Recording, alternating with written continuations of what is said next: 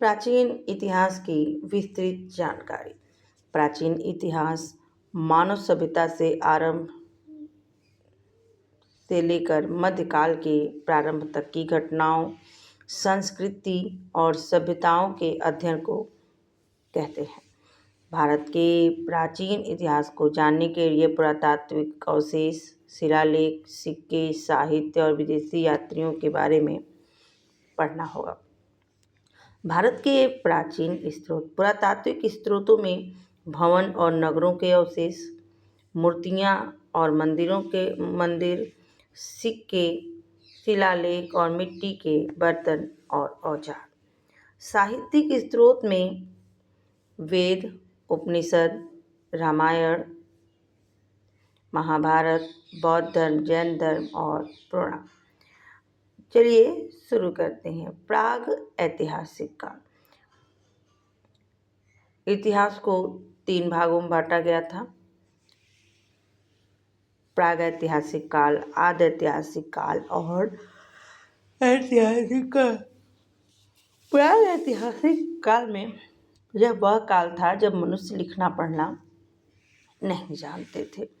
वह गुफाओं में रहा करते थे, पत्थर के औजारों का प्रयोग किया करते थे, शिकार और भोजन संग्रह पर ही निर्भर रहा करते थे। मध्यपाषाण काल। प्रागैतिहासिक काल को 4 भागों में बांटा गया।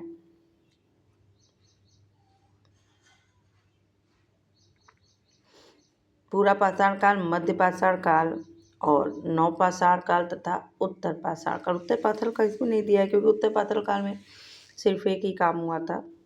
उस समय तांबे की खोज हो चुकी थी। मध्यपाषाण काल में पत्थर के छोटे छोटे औजार बनाए जाने लगे। पशुपालन की शुरुआत की गई। नवपाषाण काल में कृषि का विकास हो गया, स्थायी बस्तियां बनने लगी और मिट्टी के बर्तन बनने लगे। सिंधु सभ्यता 250 से 2500 से 1750 ईसा पूर्व थी। यह भारत की पहली विकसित नगरीय सभ्यता थी। इसमें हड़प्पा, मोहनजोदड़ो, लोथल, कालीबंगन, धौलावीरा जैसे प्रमुख नगर मिले। इसकी विशेषताएं थी। सिंधु सभ्यता की विशेषताएं थी, यह सुनियोजित और नगर व्यवस्था थी। पक्की ईंटों के मकान थे। जल निकासी की उत्कृष्ट व्यवस्था थी। व्यापार और उद्योग थे तथा मुहरों का उपयोग किया जाता था। वैदिक काल में 1500 से 600 ईसा पूर्व थे। इस समय आर्यों का आगमन हुआ और आर्यों के प्रभाव बढ़ा और वेदों की रचना हुई।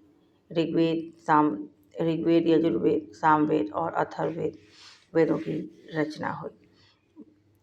इस समय कृषि और पशुपालन प्रमुख व्यवसाय थे। वर्ण व्यवस्था पर विकास हुआ था।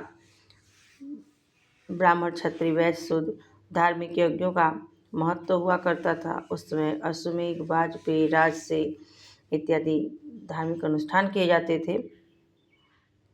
महाजनपद काल में मगध, कोसल, वत्स और अवंती प्रमुख थे। इसके महत्व थे। महाजनपद काल में नगरों का विकास हुआ, व्यापार का विस्तार हुआ और गणराज्यों का भी उदय हुआ। बौद्ध धर्म, जैन धर्म में गौतम बुद्ध, इनका जन्म लुम्बिनी में हुआ। यह बौद्ध धर्म के संस्थापक थे। इन्होंने 4 सत्य और अष्टांगिक मार्ग का उपदेश दिए। महावीर स्वामी जैन धर्म के 24वें तीर्थंकर थे। अहिंसा और सत्य पर बल दिया।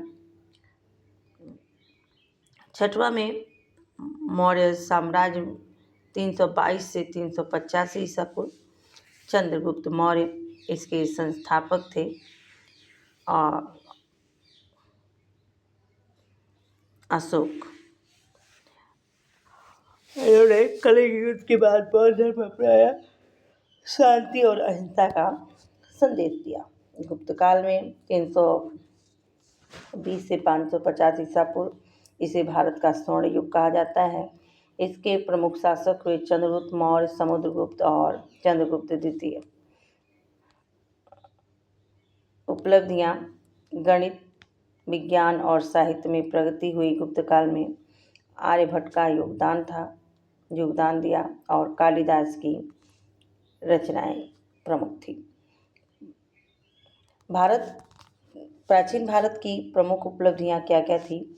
इस समय शून्य की खोज हो चुकी थी, दशमलव प्रणाली का विकास हुआ, आयुर्वेद का विकास हुआ, योग और ध्यान की परंपरा हुई, नालंदा और तक्षशिला जैसे विश्वविद्यालय बनाए गए। प्राचीन भारत की सबसे समृद्ध और उन्नत सभ्यताओं में से एक था। सिंधु घाटी सभ्यता की नगर व्यवस्था, वैदिक साहित्य, बौद्ध और जैन धर्म का उदय, मौर्य साम्राज्य की शक्ति तथा गुप्त काल की वैज्ञानिक और सांस्कृतिक उपलब्धियां भारतीय विकास की अमूल्य धरोहर है। इन्हीं उपलब्धियों ने भारत की संस्कृति, ज्ञान और परंपरा को मजबूत नींव दी।